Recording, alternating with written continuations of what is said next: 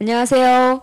길동무와 함께하는 성서인문학 오늘 25번째 시간입니다. 저는 사회를 맡은 진상쌤이고요. 같이 이야기를 나눠주실 길동무 목사님 나와 계십니다. 네. 목사님 안녕하세요.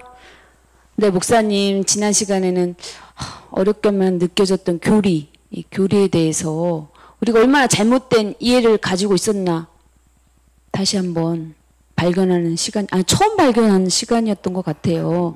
네, 교리는 정말 물음에 대한 그 답변의 필요성, 또 그 시대 상황에 정말 그 요청에 의해서 만들어진 것인데, 저희가 마치 교리는 그 진리, 불변의 진리로 여겨서 정말 재해석의 대상이라고는 전혀 생각하지 못했었거든요. 네. 그리고 그 약성이 강하면 독성이 강하듯이 이 교리의 역할이 크면 그만큼 그런 부작용이 있다는 것도 들었는데요. 그래서 이스라엘이 당면한 이 큰 산이 이 바로 교리였다. 네. 네. 말씀하셨죠. 네, 교리의 문제였다라고 하는 건데요. 아마 글쎄 지난 시간에 내가 약으로 좀 설명을 했는데 환자에 따라서 네. 비용에 따라서 약이 달라져야지 똑같이 쓸 수는 없다 이제 뭐 그렇게 얘기를 했던 것 같은데 또 더 적절한 비유가 또 있는지 모르겠어요. 자, 그럼 지난 시간에 이제 이어서 좀 우리가 좀 봐야지 되겠죠. 네. 그 약 속에 들어있는 독이라는 게 어떤 독인지. 네. 제가 분류를 할 때 교리, 신경, 교의 네, 이렇게 순서를 이렇게 배열을 했었는데요. 근데 이제 이 교리에 들어있는 그 독성 부분을 다루는 게 교의, 도그마 부분이 되겠습니다. 네. 크레드보다는 도그마를 좀 먼저요? 다루고, 네. 다루고 그 다음에 또 신경이라는 게 또 있거든요. 네, 신경. 근데 그건 어떤 것인지를 그 다음에 보는 게 지금 좋지 않을까. 왜 교리하고 교회가 대비되는 거니까. 네. 이제 그렇게 한번 보는 게 좋지 않을까 싶은 순서를 바꿔서. 네, 그럼 이제 본래는 세 번째였는데 교의, 또 도그마. 이제 교의라는 단어가 자칫 오해의 여지가 있을 수 있기 때문에 이제부터 제가 좀 이 도그마라는 단어를 좀 이렇게 쓰도록 하겠습니다. 이거에 대해서 이제 또 사전적인 의미를 한번 봐야 될 거 아니에요. 네. 뭐라고 되어져 있는가라게 하게 되면 첫 번째 뭐라고요? 네, 독단적인 신념이나 학설. 네, 이게 독단적인이라고 하는 거 단어가 네. 이제 이렇게 들어가 있고요. 이게 이제 사전에서 얘기하는 그런 의미가 이렇게 되겠고요. 근데 이제 이것만 가지고서는 조금 좀 이제 쉽지를 않아서 제가 하나, 이건 제 해석입니다. 하나 덧붙여 놨어요. 읽어주실까요? 네, 제 해석이 차단되어 경화된 교리. 네. 네, 교리, 학설 그래 놓으니까 이제 그런 제가 제 해석이 차단된 그리고 그냥 그대로 지키려고 하는 그런 교리 이제 이렇게 되겠는데요. 이거 두 번째 건 제가 이제 해석을 해놓은 게 이렇게 되겠습니다. 그렇군요. 자, 일단 이 등장 이 배경을 이렇게 보게 되면은 왜 도그마가 등장을 하느냐라고 하는 거는요. 자, 읽어봐 주실까요? 네, 교리의 성과가 거둔 권위 준수, 고수, 사수. 이 교리의 성과가 어마어마한 큰 결과를 거둔 거예요. 그러니까 이제 역사적인 기적이다라고 이렇게 평가될 만한 그런 결과를 얻어냈단 말이에요. 그게 이제 뭔가라고 하게 되면 인과응보 교리하고 또 하나 뭐였죠? 안식일 교리였던 거예요. 네. 이 둘이 너무 대단한 결과를 가지고 오는 거예요. 역사적으로도요. 이 인광보 교리라고 하는 거가요. 그리고 이 인광보 교리 때문에 어쨌든 그들이 귀환할 수가 있었으니까, 나라를 다시 세울 수가 있었으니까. 그 다음에 안식일 교리라고 하는 것도 이렇게 보니까는 헬라 문화에 그냥 메소포타미아 문명, 이집트 문명, 또 이집트 문명이 오랜 시간이 아니라 한순간에 사라졌어요. 네. 알렉산더의 제위 기간이 10년인데 네. 그 기간이 다 사라졌다라고 해도 과언이 아니, 전혀 이건 과언이 아니에요. 그리고 이제 다 고고학의 대상이 돼버리고 말하거든요. 근데 그 문화가 이제 고고학이 돼버린 거예요. 문화가 그 이후에 뭘로 어떻게 이게 차단돼 버린 건데, 근데 유대교만 여기서 살아남았다는 걸로 끝나지 않고 어떻게 됐다고요? 더 큰 영향력을 발휘했다. 오히려 헬라 문화, 헬레니즘 못지않은 더 큰 그런 문화를 만들어냈다. 헬레니즘은 철학 문화거든요. 네. 헤브라이즘은 종교 문화이기 때문에 그게 이제 그 이후 서양의 양대 문화인 거예요. 철학 문화로는 헬레니즘, 종교 문화로는 헤브라이즘. 이렇게 이어져 가는 거거든요. 참고로 헤브라이즘이라는 단어는 익숙하지요. 네. 근데 헤브라이즘이 뭐냐? 그러면 이제 이것도 또 이제 조금 왔다 갔다 할 수가 있습니다. 그러면 헤브라이즘은 종교 문화인데, 종교를 얘기하는 건데 어떤 종교를 헤브라이즘이라고 그러는가라고 하게 되면 율법서, 구약 성경에 모세 오경이라고 부르는, 또 토라 이렇게 부르는데요. 그 모세 오경을 경전으로 사용하는 종교를 헤브라이즘 종교라고 네. 이렇게 부릅니다. 그거는 셋이 있는데 첫 번째 등장한 순서대로 얘기를 하면은 유대교, 그 다음에 기독교, 그 다음에 또 하나 있습니다. 회교도 네. 이슬람 모세 오경을 경전으로 사용을 하고 있습니다. 그래서 그 회교까지 포함을 해가지고 이제 헤브라이즘 문화 이렇게 이제 얘기를 하는 건데요.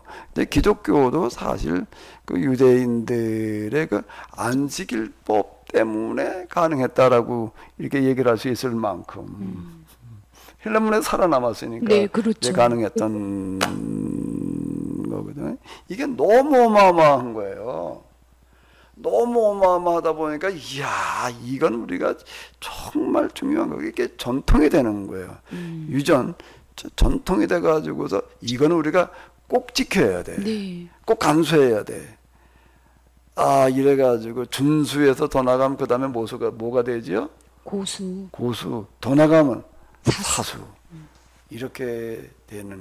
네. 지난 시간에는 교리는 그 매 시대마다 재해석해야 된다고 했는데 그게 아니군요.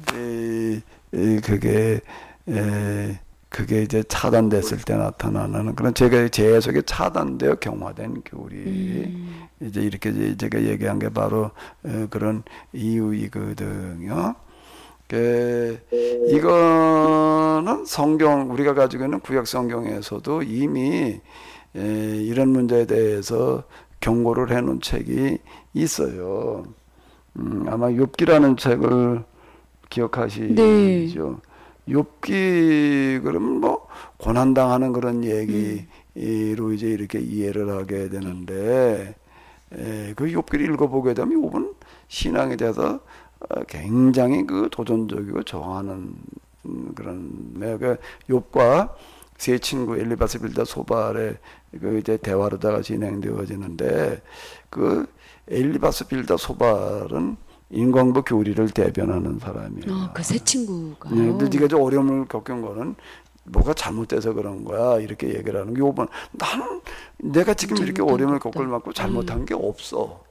이렇게 이제 계속 이어져 내려가고 있어요. 논쟁이 아주 길죠. 이제 그건 뭔가 하면 인광보 교리라고 하는 거에 대해서 정면으로 전면 그리고 정면으로 거부하는 사람이 욥이에요. 아, 이걸 욥기가 다루는 그런 게 책이었어요? 고난의 문제를 다루는 게 아니에요. 인간보 교리를 다루는 책이에요. 이 책이. 그런가요? 인간보 교리라고 하는 거가 잘못된 거다. 잘못됐다는 건 인간 교리 자체가 잘못된 게 아니라 그걸 나한테 갖다 적용하는 건 잘못된 거다. 이렇게 얘기를 하는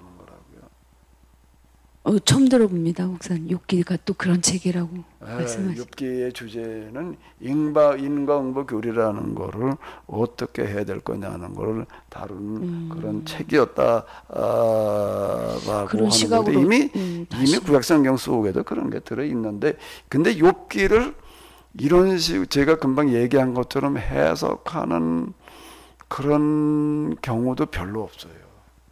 그래서 그 욥기 그 책들을 갖다 읽어보게 되면은 주석이라든지 이런 걸 보게 되면 초점 여기다 맞춰놓지를 않고 고난의 문제를 어떻게 해결해야 될 거냐 이제 이렇게 이제 다루고 이래 고난의 문제로다가 주제를 삼아요. 네, 다 그렇게. 얼핏 그렇게 보이는데 그건 고난의 문제가 주제가 아니다라고 하는 거예요. 다시 읽어봐야겠습니다. 이러한 시각으로. 네, 이게 이제 재해석을 거부하는 거예요. 그리고 과거의 교리가 절대 기준이 되는 네.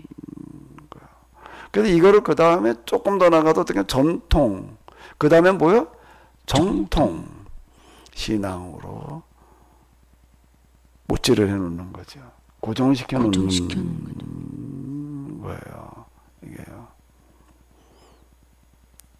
그게 이제 뭐였는가라고 하게 되면 인간보 교리하고 그 다음에 또 하나가 뭐라고요? 안식일 교리가 이렇게 네. 되는 건데요. 그럼 목사님, 그 유대인들에게 큰 역할을 했던 이 두 교리가 어떻게 해서 이렇게 굳어진 다음에 어떤 일이 정말로 실제로 역사적으로 일어났나요? 네. 이제 그들에게 이제 하나님으로부터 버림받는 네? 이제 그런 일들이 일어나는 거야. 이것 때문에 버림을 받는 이것 때문에요? 뭔가라고 하게 되면은 인과응보 교리와 안식일 교리 때문에 이번에 하나님으로부터 버림을 받는 거예요. 아니, 두 교리 때문에 헬라 문화에서도 이겨냈을 뿐만 아니라 더 큰 문화를 만들어냈는데요. 그 역할을 했던.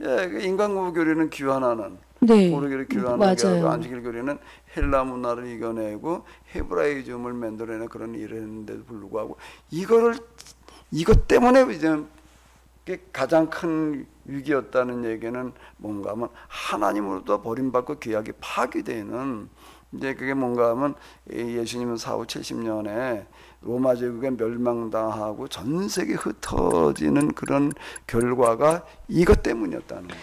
그래서 저는 얼핏 이해가 되지 않거든요. 말이 안 된다고 생각해요. 그 도움을 줬던 교리가 어떻게 정반대 입장으로 돌아서게 한 역할을 했는지.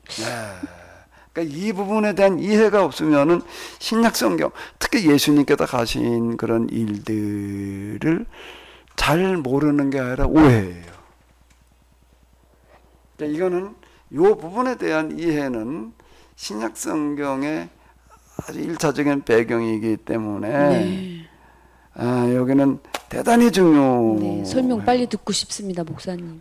근데 이게 이제 그게 간단한 얘기가 아니어서 좀 설명 길어질 수밖에 없는데 이 부분, 네. 이것도 이제 사례로다가 이제 얘기를 이렇게 해나가 보자. 이제 일단 먼저 인과응보 교리부터 다뤄볼게요. 네, 인과응보 교리.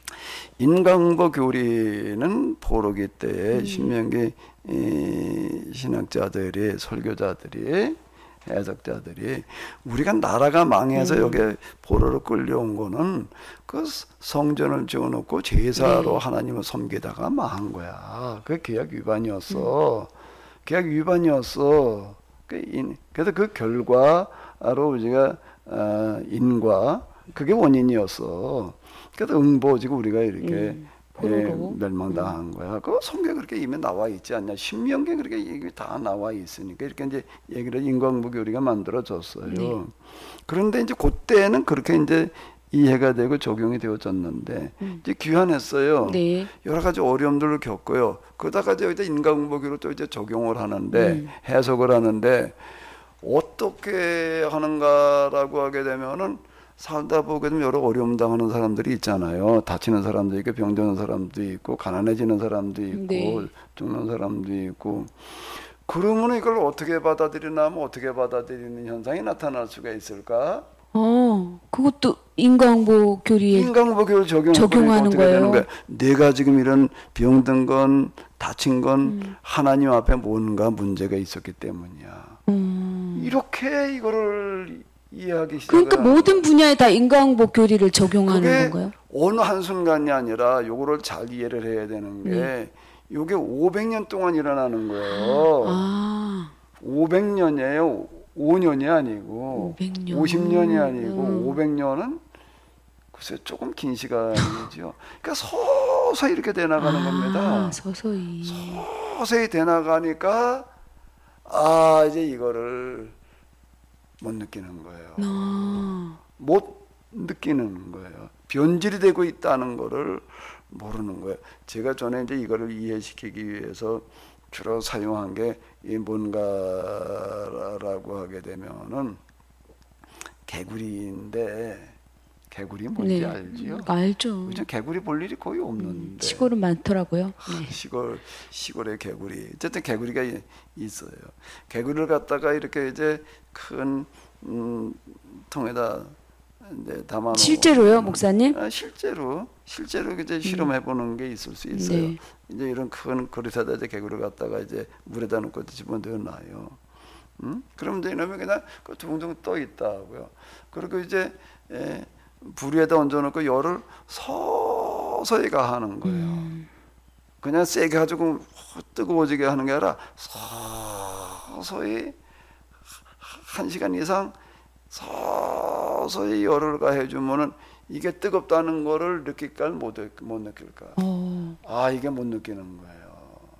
그러니까 사람도 그럴 수 있어요. 개구리만 그러는 게 아니라 사람을 갖다 그렇게 실험해 볼 수가 없으니까 이제 대신 개구리를 갖다가 이렇게 이제 하는 건데 서서히 이렇게 보면 개구리가 그냥 더다 좋다. 우리 사우나에 가가지고 좋다. 그 표정이 꼭 그렇더라고요. 개구리 얼굴 표정. 근데 조금 더 있으니까 어떻게 될까요? 자기 때문에 모르게 쓱 뒤집어져요. 왜 뒤집어지죠?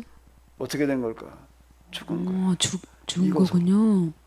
이게 끓을 때까지 이게 못 느끼는 거예요. 이게 서서히 열을 가해지니까 이게 못 느껴지는 거라고. 우리는 이걸 설명으로 들을 때는 아니 그걸 왜 그렇게 생각하겠지만 이게 꼭 염두에 두는 게 500년이라는 500년. 시간을 서서히 두고 이렇게 얘기를 하니까 이게 그걸 경고한 책이 욥기예요. 그런 일들이 일어났을 때 야 그렇게 해석을 하면 안 돼. 결과를 보고 어려움을 보고서 어려움이 온 거는 뭔가 하나님 앞에 죄를 졌기 때문에 온 거야라고 말하면 안 돼라고 하는 책이 욥기예요. 그러니까 욥이 계속 항변하는 거예요. 욥은 절대 고분고분한 사람이 아니에요. 하나님한테 대해서도 막 항거하는 사람이에요. 내가 지금 이런 어려움을 당하고 있는 건 내가 죄를 졌기 때문에 그런 게 아니다라고 나오는 게 그러니까 일레부터 빌다 무슨 소리냐 말이야. 네가 그냥 원인이 없는데 어떻게 그런 결과가 오겠냐. 그래도 인과응보를 가지고도 계속 그냥 얘기를 하는 이게 이제 욥기 이거죠. 그렇게 인과응보 교리를 갖다가 그렇게 해서가 안 된다는 걸 경고하는 그런 책이 있는데 그게 고난의 문제를 다루는 줄로 알아요. 그 경고의 책 자체를 모르니까. 자, 이제 이렇게 되는 거예요. 이렇게 돼서 그런 현상들이 이제 계속 이어져 내려가요. 그러다가 보니까는 결과가 안 좋은 사람들은 다 어떤 사람이 되고 말까? 하나님께 뭔가 죄를 지은 사람이 되는군요. 거예요. 병든 사람도 뭐가 되는 거예요? 죄 지은 사람이 되는 거예요. 가난한 사람도 뭐가 되는 거예요? 죄 지은 사람이 되는 거예요. 아니 병든 것도 너무 힘든 일인데 다쳤다. 또 태어날 때 불구자로 태어났어요. 장애인으로 그런 사람이 있잖아요. 태어날 때 불구자로 태어난 사람이 있고 태어날 때 소경으로 죄송한데 저 시각장애자로 시각장애 태어나는 사람도 있고 성경 소경이라고 이제 옛날 개혁 성경이 있다 보니까 소경 이제 이렇게 얘기를 하게 이게 되는데요. 이런 사람들이 있는 거예요. 그럼 다 뭐라고 얘기를 하는가라고 하게 되면은 뭔가 나는 하나님 앞에 잘못한 게 있어서 내가 이렇게 된 거야. 이렇게 말을 하는 거예요. 그러니까 가난한 사람도 죄인이야. 병든 사람도 죄인이야. 어떻게 하다가 다쳐도 죄인이야. 어쨌든 뭐 가다가 저 강도를 만나가지고서 다 털리고 그냥 지금 의도마저 죽어가고 있어도 죄인이고 이렇게 되는 거예요. 실제 그렇게 했어요. 신약 성경에서 얘기되고 있는 건 다 이 얘기를 다루고 있는 거예요. 그래서 네 알겠습니다. 선한 사마리아인의 선한 비유라는 사마리아인. 거 있잖아요. 그러면 선한 사마리아인의 비유라고 그러는데 그렇게 붙이면 안 돼. 거기선 사마리아 사람이 선하다는 걸 얘기하려고 하는 게 목적이 아니에요. 유대인들의 지금 인간과 교리가 잘못됐다는 걸 얘기하는 거. 그게 얼마나 사마리아 사람만도 못한 사람이 돼버리는가를 지적하려고 그러는 거예요. 그래요? 선한 사마리아 사람. 강도 예루살렘에서 여리고로 내려가다가 강도 만나서 지금 이제 다 뺏기고 지금 얻어맞고 지금 피울로 죽어가는 사람이 이제 등장을 하잖아요. 그건 실제 있었던 일들이 예수님께서 이제 예를 들어서 말씀하시는 거거든요. 근데 그 제사장이라는 사람이 가다가 이렇게 하나 보고서 어떻게 와서 도와줘요? 아니요, 그냥 가죠. 레위인도 어떻게 하는 거예요?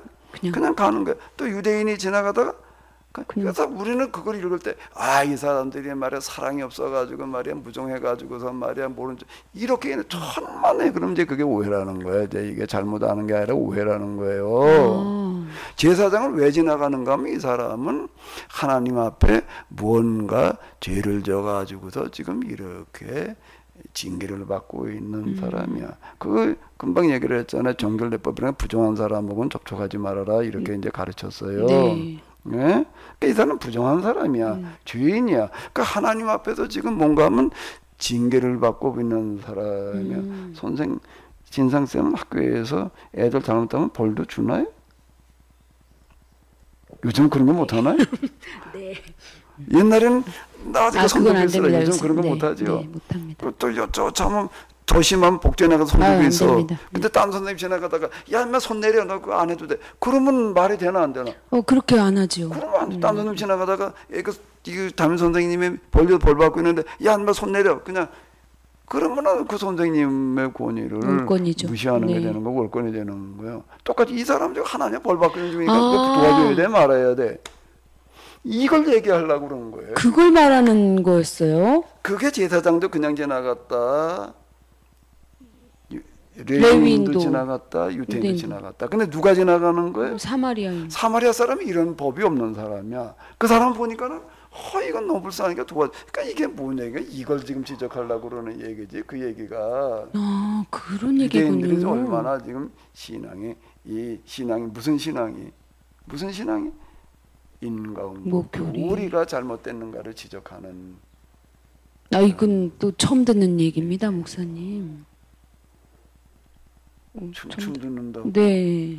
그러니 이게 지금 오늘 우리 시간이 오늘 우리가 충격적인데요. 이제 똑같이 이런 교리 문제에 빠져 있다라고 제가 계속 얘기하는 게 바로 이러는 거예요. 이걸 그걸 얘기하는 거라는 걸 모르니 또 성경에 보게 되면은요.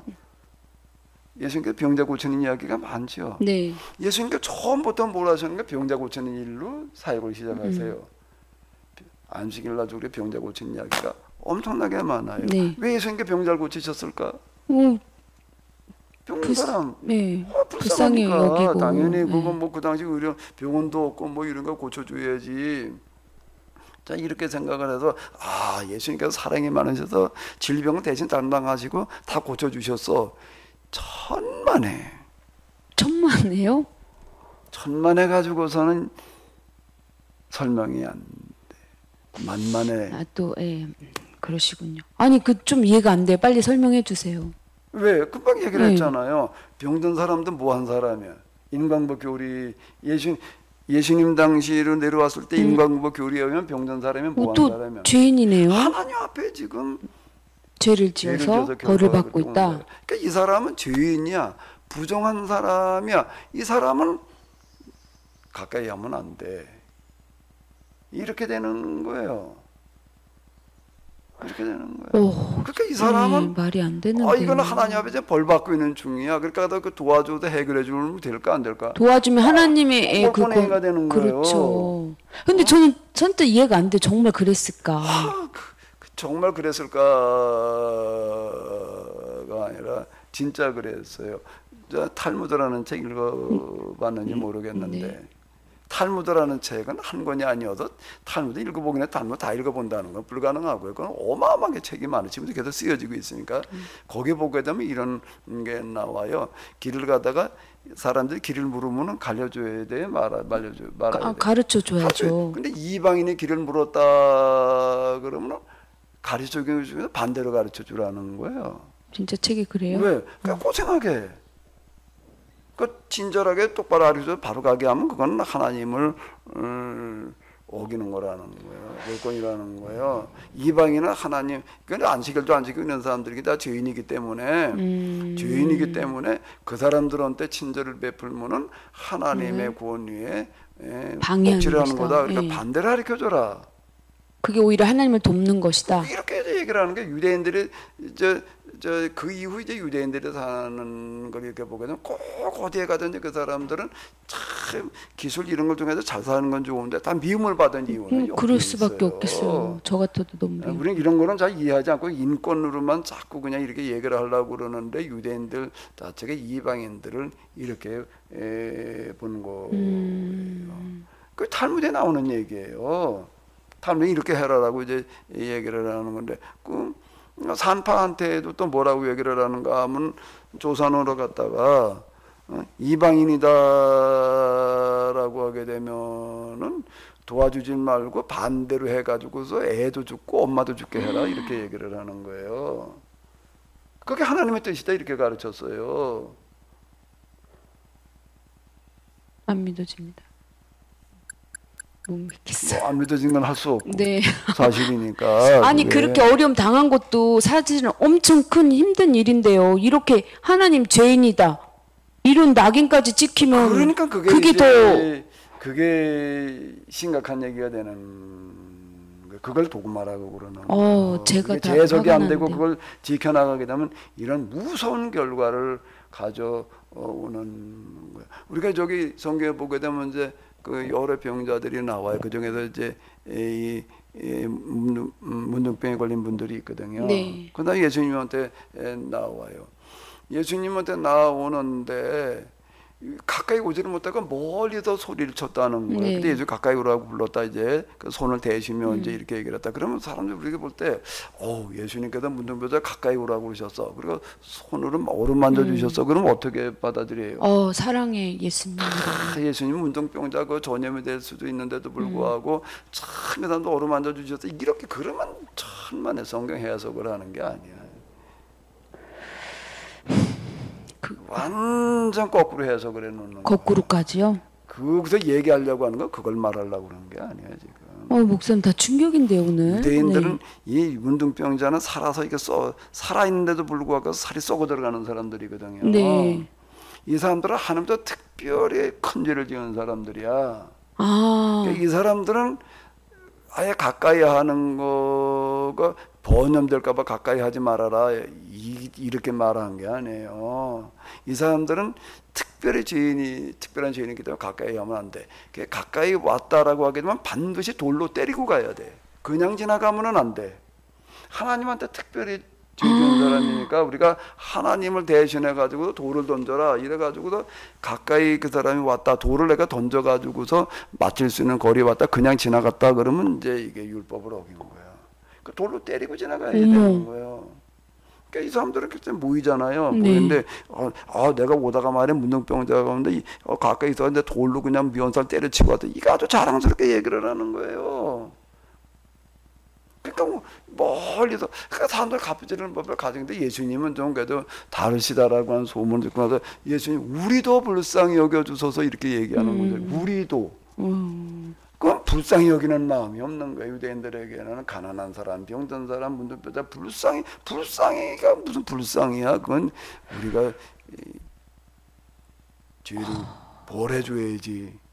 우리도 불쌍히 여기서서 가까이 부르셨다, 어루만지셨다는 거는 인간과 교리를 완전히 뒤집어 엎는 그런 이야기인 거지. 유대인들이 인간과 교리로 말미암아 얼마나 비인간적으로 되어져 있는가. 근데 예수님께서는 그걸 어떻게 지금 정면으로 돌파하고 계시는가를 얘기하려고 하는 거예요. 거기서 얘기하려고 하는 이거지. 인도주의자, 박애주의자 예수님을 말하려고 그러는 게 아닌 거예요.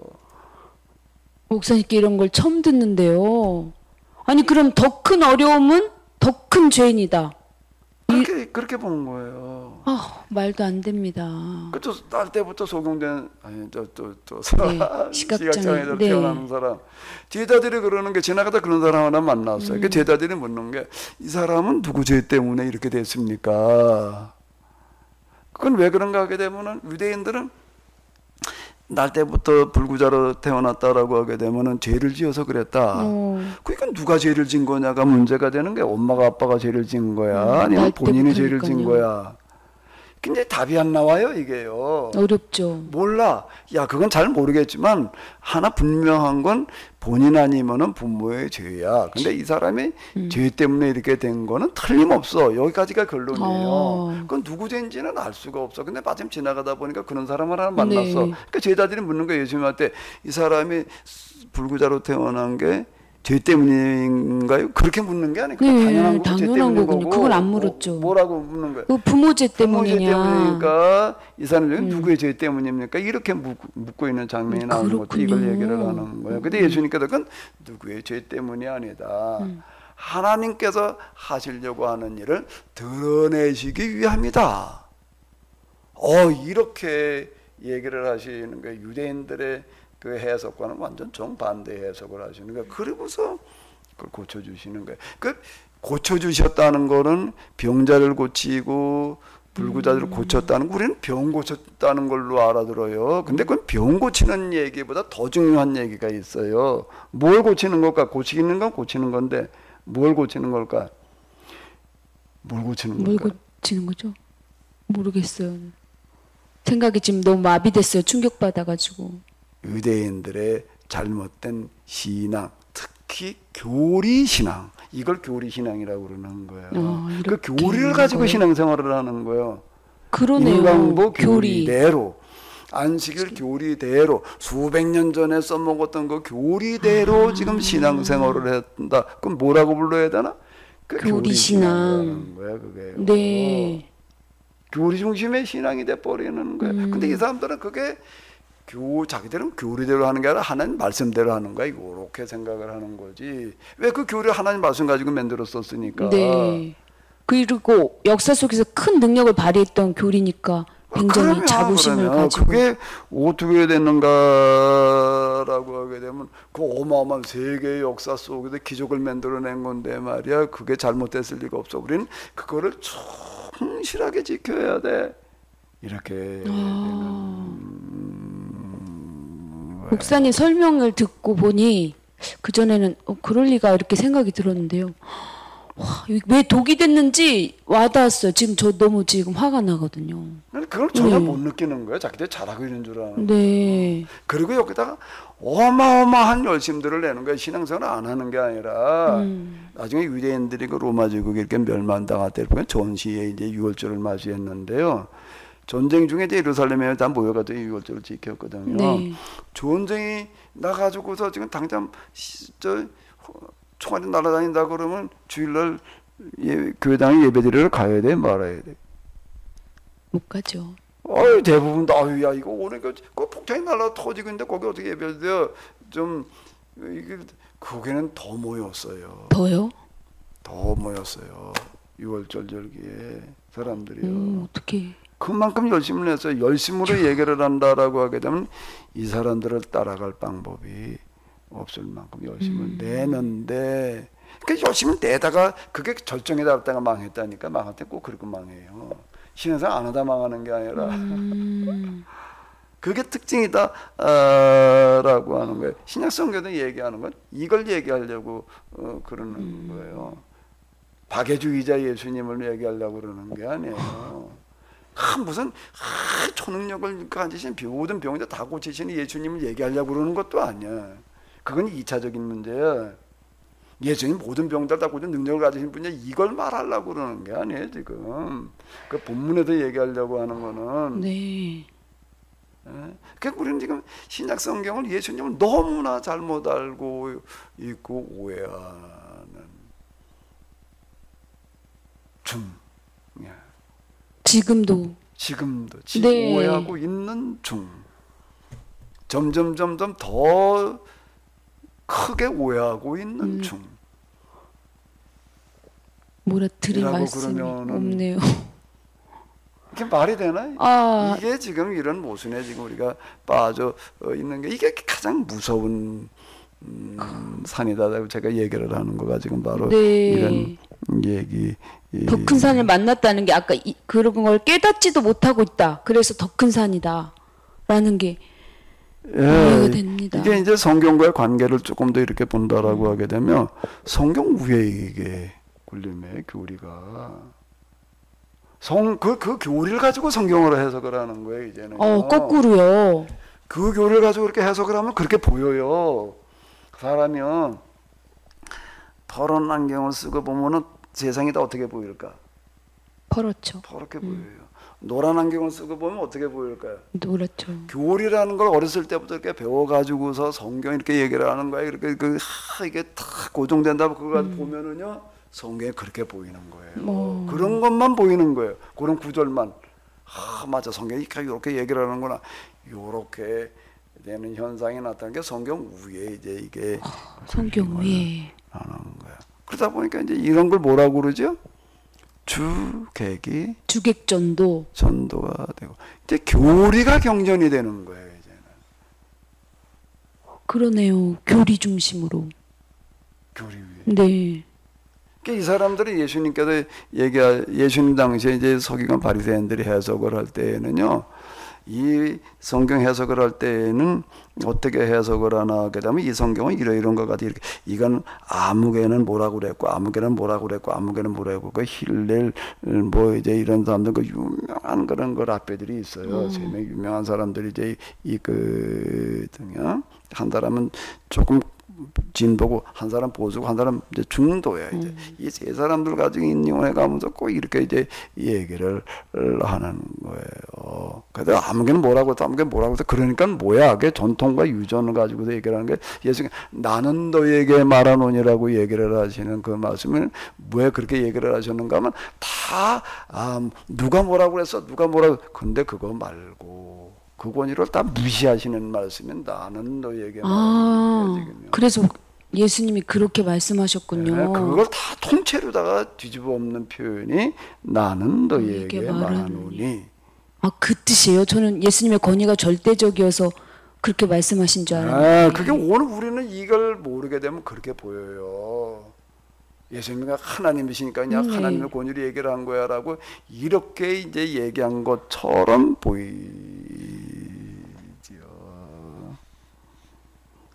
제가 갑자기 앞이 캄캄한 느낌이 듭니다, 목사님. 이렇게 된 것 같은 느낌이 들어서.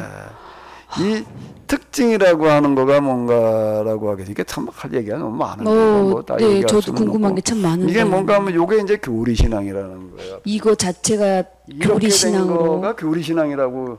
교리 신앙이 문제다라고 얘기를 할 때는 이걸 얘기를 하는 거예요. 교리 자체는 큰 역할을 할 수도 있고 또 이렇게 재해석하지 않으면 고수하면 이렇게 된다는 거죠. 교리 자체는. 네. 신앙생활하다가 만나는 가장 무서운 게 뭐냐, 가장 위험한 게 뭐냐 이거예요. 인정할 수 이게 수백 년 동안 이게 전통으로다가 관습으로 이어져 내려오니까 그냥 그 문화에 태어나서 그렇게 그냥 자동으로 이렇게 돼버려요 그냥. 심각한데요, 목사님. 이게 예수님께서 이제 거기 이제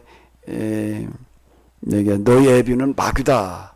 이제 이렇게 얘기를 하는 거가 이제 뭔가 하게 되면은 지금 유대인들의 그 서기관과 바리새인들 향해서 너희 애비는 마귀다 이렇게 얘기를 하시는데요. 이 얘기가 뭔가 하면 너희들은 지금 마귀에게 쏟고 지배당하고 있다.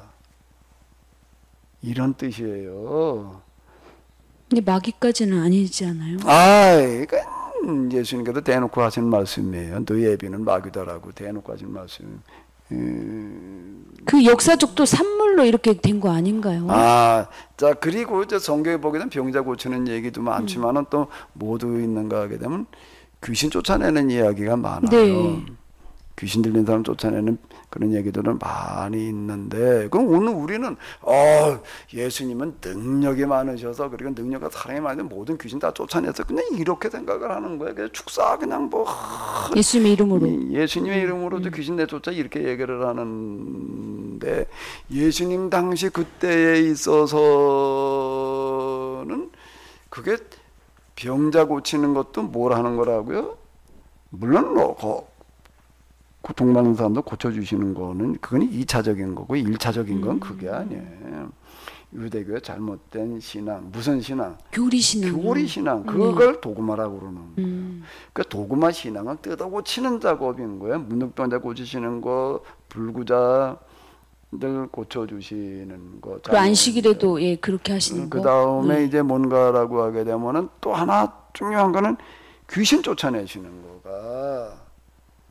귀신 쫓아내는 게 우리는 미친 사람 그냥 뭐 능력으로 고쳤다는 걸로만 아는데 유대교에 들어있는 귀신을 쫓아내시는 중이에요 지금. 그러니까 주로 이제 그게 안식일날 병자를 고치셨어요 예수님께서는. 네. 그러니까 안식일 교리를 뒤집어 엎는 작업이에요. 안식일날 귀신을 쫓아내시는 거예요. 네. 그런 얘기가 거의 복음서에 보게 되면 특히 초반에 이제 이렇게 계속 이렇게 나오는데 저도 좀 뭐 신유의 은사를 받아가지고 뭐 예수님처럼 뭐 능력 어쩌고 저쩌고 뭐 이런 거 뭐 그런가 보다 했었어요. 귀신도 쫓아내고 뭐 이제 그것도 제자들을 나중에 보내시면서 너희는 가서 귀신을 쫓아내며 병든 자를 고치며 뭐 죽은 자를 살리며 이제 이제 이게 죽은 자를 살리는 것도 이제 같은 얘기가 되는 거고요. 같은 맥락에 이제 이렇게 되는 얘기가 되는 거거든요. 그런 걸 허라는 얘기에 우리는 나가서 능력 행하라는 그런 얘기로만 들려요. 나가서 귀신 쫓아내고 병자 고쳐야 되고 손은 언젠쯤 나으리라. 맞아. 예수님 말씀대로 이렇게 영적인 능력을 받아가지고 나가가지고 병자 고치면서 복음을 전해야 돼. 이제 이렇게 이제 이해를 하려고 달라드는 거예요. 네. 나도 그랬으니까. 나도 그랬어요. 네, 목사님도요. 그런가 뭐 내가 뭐 별 수 있나 뭐 처음부터 이렇게 된 게 아니고 그러다가 나중에 이제 하나님을 경험하는 그런 과정을 통해 가지고서 하나님을 듣기만 하다가 직접 가서 뵙고 나니까는 이게 비로소 보이더라고요 이게요. 네. 하나님을 대면하는 상태까지 가는 경험을 통하고 난 다음에 그리고 진짜 거기에 성령이 임하고 나니까는 이제 비로소 이제 이게 보이기 시작을 해가지고서 이제 지금 내가 이런 얘기를 하고 있는 거예요. 나도 그냥 능력 받아가지고도 뭐 해보려고 그런 적이 얼마나 많은데. 그러셨군요. 네. 기도론 좀 댕겼지. 네. 그런데 그 얘기가 나중에 이렇게 보니까 제자들은 그런 얘기 하시는 거가 뭔가 하면 너희는 세상에 나가서 유대교뿐만 아니라 세상 모든 종교들이 수준이 사실 거기다 잘못되어 있는데 그 신앙생활들을 똑바로 하게 해라 라는 그런 말씀이 그 가운데 들어있는 얘기더라고요. 특히 귀신 쫓아내는 얘기는 뭔가 하면 유대교 속에 들어와 있는 귀신 쫓아내는 거예요. 예, 이게 지금 뭔가라고 하게 되면 축사의 대상이에요. 귀신 축사의 대상이요. 지금 네. 뭔가 하면 당시 유대교는 예수님께서 말씀하시는 말은 지금 마귀에게 지배당하고 있다는 얘기가 되는. 그러니까 막 거품 물고 막 사람을 미치게 하는 그 마귀만이 아니라 네, 잘못된 교리 신앙에 빠지게 하는 그 속임수. 예, 그 안식 거기 이제 주로 인강보 교리하고 안식일 교리하고 주로 부딪히는데 안식일날 아무것도 하지 말라 그러는데 왜 병자를 고치냐 뭐 이래 가지고도 이제 이런데 유대인들이 예수님을 이제 나중에 이제 죽이는 거는 바로 교리 신앙 때문에 그렇게 되는 거예요. 네. 유대인들이 가지고 있는 교리 신앙으로부터 예수님은 도대체가 이게 용납될 수가 없는 거예요. 그건 뒤집어 엎어도 그렇게 뒤집어 볼 수가 있는 귀신이라고 그러고 있으니 뭐 이거를. 귀신 씌웠다고 그러고 있으니까. 그러네요. 그러니까 또 유대인들은 무슨 소리 예수님이 하시는 그런 일이지 귀신 바알세불에 힘입어 가지고 좀 저러고 있는 거지 이렇게 서로 귀신 들렸다고 그런 얘기가 나오는 게 그 얘기예요. 지금. 예수님께서는 정면으로 그걸 맞서신 네. 거예요. 신약의 모든 내용들이. 여기에 관련된 이제 그 뭐 얘기가 참 이게 헐게 정말 네, 하나하나 다 궁금합니다. 다 많은 건데 그거 다 얘기할 수는 없고요. 계속 성서 인문학으로 진행을 해야 될 것 같아요. 근데 성서인문학도 이걸 계속 다 얘기할 수도 없고 그래도 네, 어떡하죠? 좀 뭐 죄송한데요. 다 얘기해 놓은 데가 있어요. 아, 지금 이 책을 말씀하시는 거죠? 예, 제가 예. 좀 여기 특히 네, 목사님의 복음서 책, 예. 몇 권 써놨거든요. 좀 궁금하신 분들은 아무래도 그걸 참고하시는 수밖에 없을 것 같고요. 여기서 이걸 다 얘기한다는 거는 사실상 이제 이게 어렵습니다. 네. 이제 마지막으로 역사적인 교훈을 하나 짚어본다라고 하게 되면은 도그마 신앙을 지켜가는 거는 뭐라는 거예요? 마귀의 전략이다.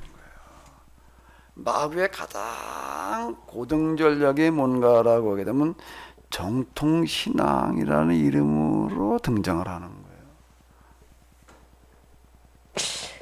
쉽게 납득이 안 가는데요. 이게 정통 여기 이제 요게 전통 네.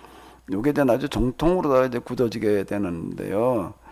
요 부분을 조심해야 되는 겁니다. 이건 뭔가라 그러면 마귀의 화신이에요.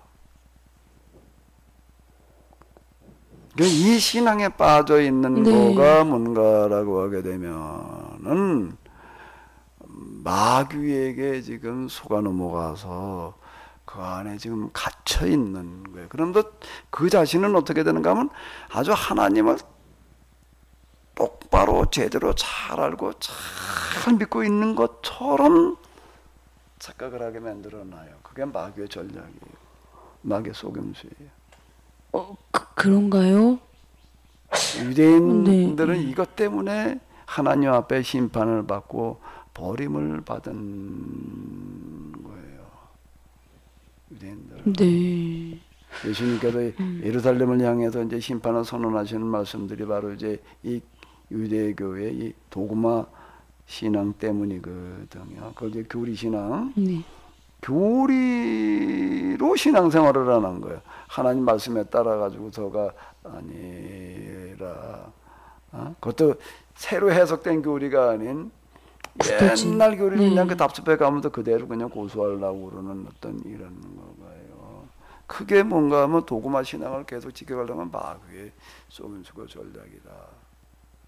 그런데 하나 더 언급해야 될 게 이제 하나가 또 언급이 돼야 되는데 뭐죠? 유대인들이 그렇게 마귀에게 씌워가지고도 그랬다라고 한다면은 오늘 우리는 어떨까?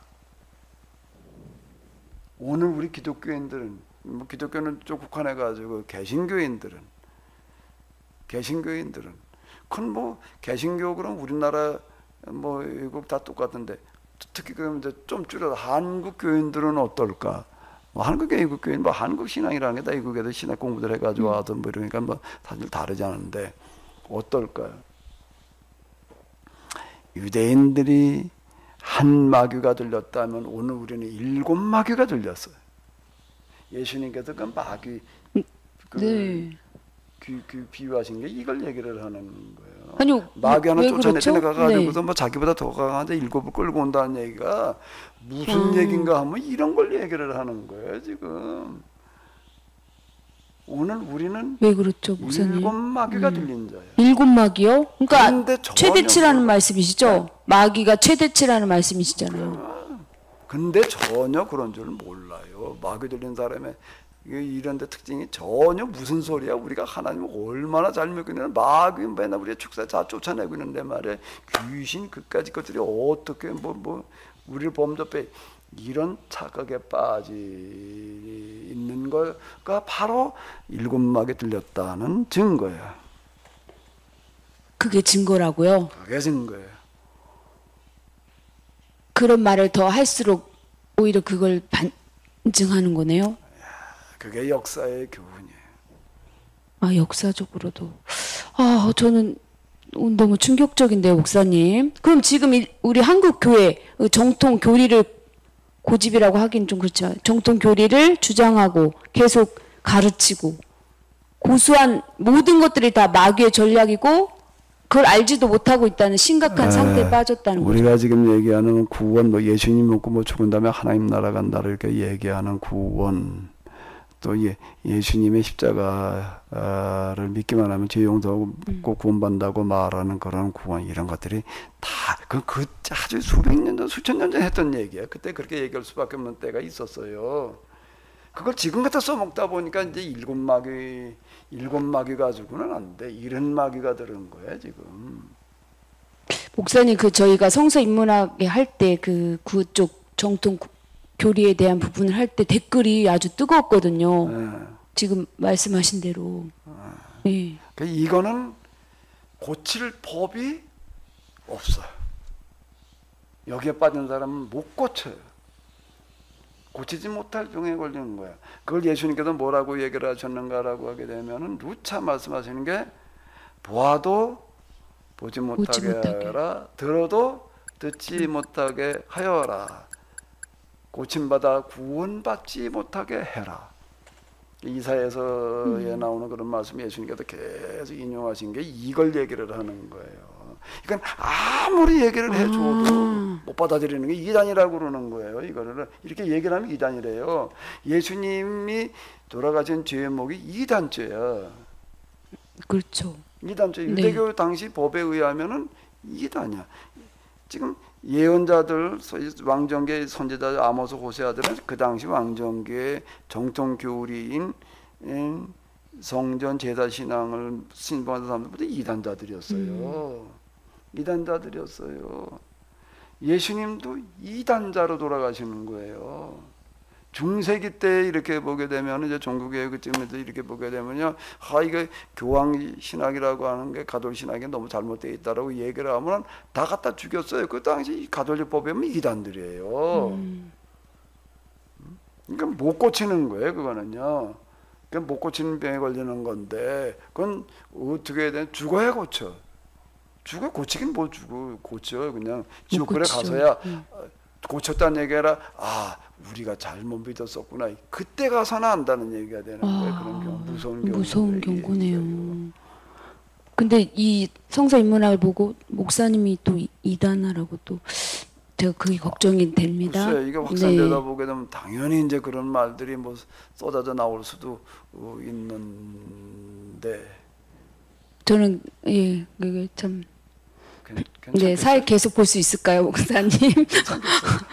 두려운데요. 지금 우리 한국 정통 신앙, 기독교 교회를 이렇게 마귀의 전략에 빠진 것으로 말하고 있으니 제가 일곱 두렵습니다. 마귀 가지고서는 오늘 우리 교회가 설명이 안 돼. 이런 마귀쯤이라고 그래야지 될 것 같아. 제가 보는 경지에서는 그래요. 네, 좀 너무 떨리고 무서운 상황입니다, 목사님. 다음으로 그냥 예고를 빨리 넘어가야 할 것 같아요. 네. 이제 또 하나 이제 신경이라고 하는 게 있거든요. 네, 신경이요. 이제 좀 도구마를 먼저 다뤘는데요. 다음에 또 신경이라고 하는 게가 있습니다. 이건 또 도대체 뭐냐? 신경. 크리드라고 하는 건데요. 네. 이건 뭐냐라는 것도 한번 또 다뤄봐야 될 거고. 네, 알겠습니다. 네, 목사님 오늘 마음이 무겁습니다. 목사님 오늘 이야기 나눠주셔서 감사합니다. 네, 수고하셨습니다. 네.